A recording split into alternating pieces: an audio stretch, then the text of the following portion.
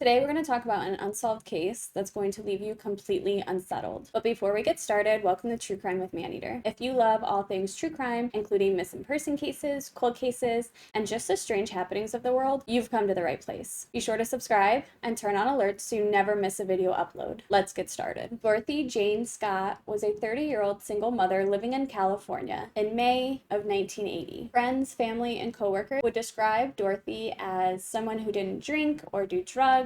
She was a devout Christian, and really she preferred staying at home with her 4-year-old son. Dorothy was dating at the time, but she really didn't have any steady boyfriend, at least none that her family and friends knew about. She was a secretary for two shops in California, and during an employee meeting at 9 p.m. on May 28, 1980, Dorothy Scott noticed that one of her coworkers didn't look too well, and she also noticed that he had a red mark on his arm. After a little convincing, she and another employee, Pam, convinced her coworker Conrad to get to the ER to make sure that everything was okay. But before heading to the ER, Dorothy Scott did something a little bit strange. She took the black scarf she was wearing off and put on a red one. No one seems to know why she did this, but they did note that it seemed important to her that she did. On the way to the hospital, she made one quick stop to her parents' house to check on her son and just update her parents to let them know that she was taking her coworker to the hospital and hopefully she would be back soon to pick up her son. When the three coworkers arrived at the hospital,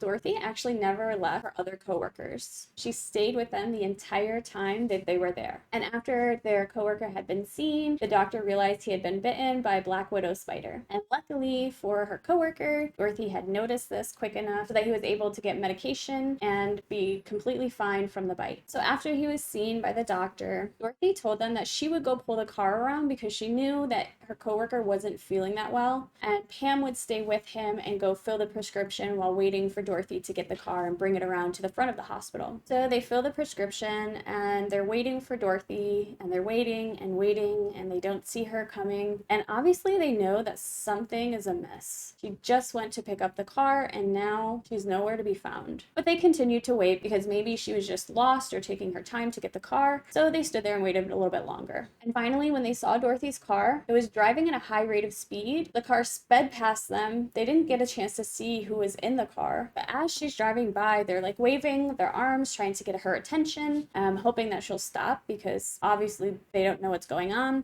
But the car continued to speed off, so they assumed that maybe she had an emergency and needed to get back to her son or something of the sort. And as they're watching, the car speeds out, it takes a sharp right turn, and then disappears from their view. So after a few hours of not hearing from her, they finally called the police and reported her missing. And then at around 4:30 a.m. in the morning on May 29th, a car was found burning in an alley 10 miles away from the hospital. That car turned out to be Dorothy's car, and her suspected kidnapper and her were nowhere to be found. But her car was engulfed in flames. It was purposely lit on fire. So about a week after Dorothy's car was found engulfed in flames and there was no sign of her, her mother's at home when she receives a phone call. So she picks up the phone hoping to hear some news about her daughter or even hear from her daughter. But what she heard on the other end of the phone would haunt her for years to come. A male voice on the other end of the line asked if she was related to Dorothy Scott. Vera, Dorothy's mother, said, "Yes, I am. I'm her mother." The caller would then say 3 simple words: "I've got her," and hung up. Of course, the family panicked.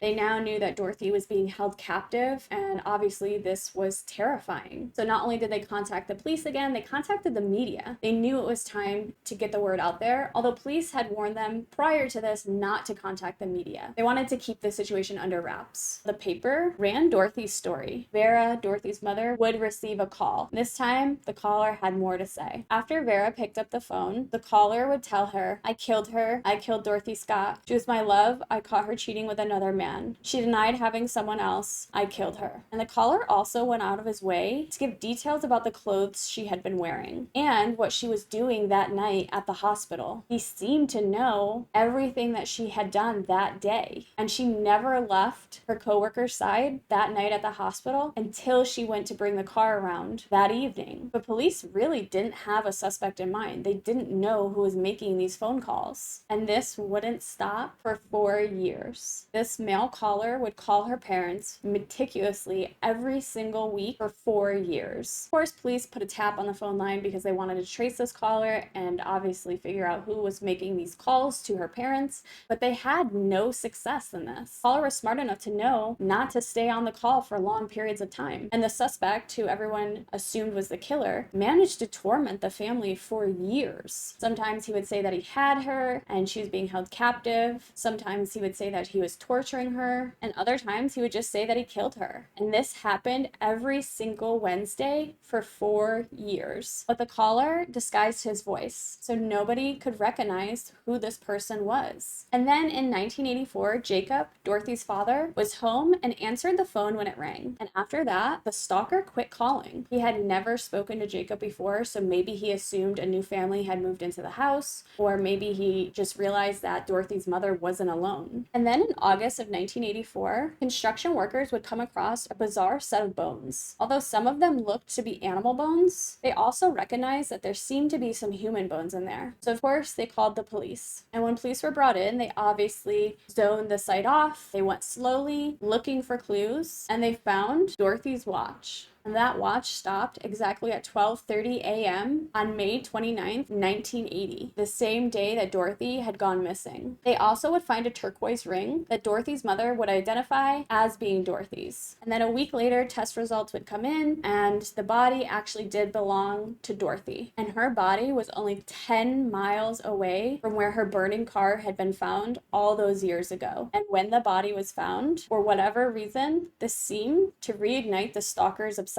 He called the house 2 more times, simply asking if Dorothy was home before hanging up. And again, these calls were too short for police to get any additional leads. And those animal bones that police found and identified were actually those of a dog. This dog had no connection to Dorothy or her family, but what was significant about this dog is actually really important. In order to trick police dogs, a lot of the times when somebody buries a body, they will actually bury an animal on top of it to trick police dogs. So obviously, if the dog detects the smell of the dead body, police will start digging and realize that it's a dead animal and that the dog had been mistaken, prompting them to not dig further and look underneath those bones. So it seems like maybe the killer knew this and went out of their way to hide Dorothy's body. What's really important about this case is Dorothy was stalked, and she knew she was being stalked. Months before her abduction, she had been receiving phone calls at work. The caller would confess his love for Dorothy and then confessed in the same breath that he was going to murder her. One day he called her and told her to go outside, that he had something for her. And when she went outside, there was a single dead red rose on her windshield. And then Dorothy would tell her mother of one call that really terrified her. This unknown male caller told Dorothy he was going to get her alone and cut her up into tiny pieces so that no one will ever find her. This was obviously the last straw for Dorothy. She was terrified that this person was going to make good on his threats. So she joined a self-defense class and was learning karate just in case she was going to be attacked. She also debated getting a gun, but she had a 4-year-old son that she worried about. She was worried that maybe he would find it and get hurt himself, so she wasn't really comfortable with the idea of having one. And so, given all that we know, the fact that she actually changed her scarf, I think is really significant because she knew somebody was following her,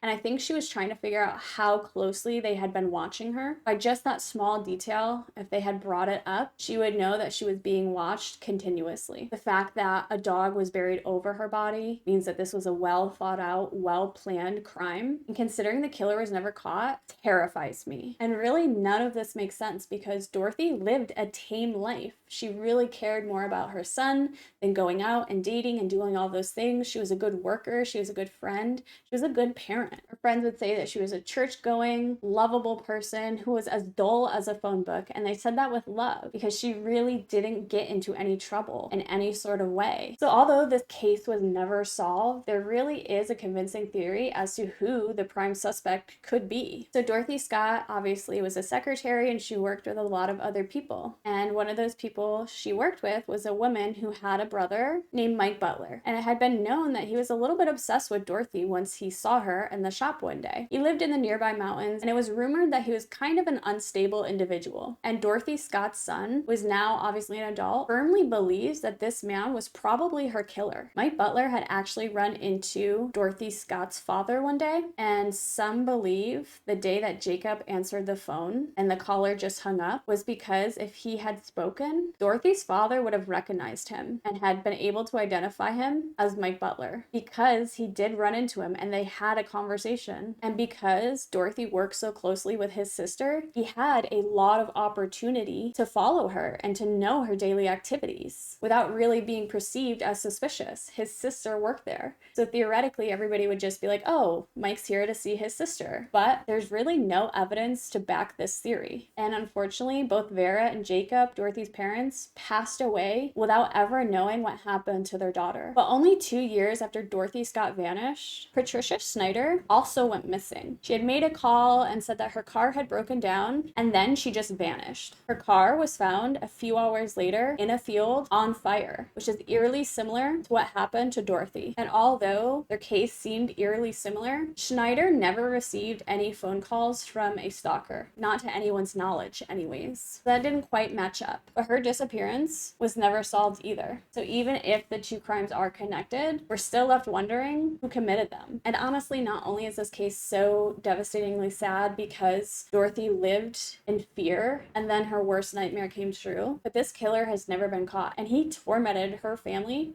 for years. And there's something just so chilling about that behavior. But that's it for today, guys. If you like this video or any other video on my channel, be sure to subscribe and turn on alerts so you never miss a video upload. See you next time.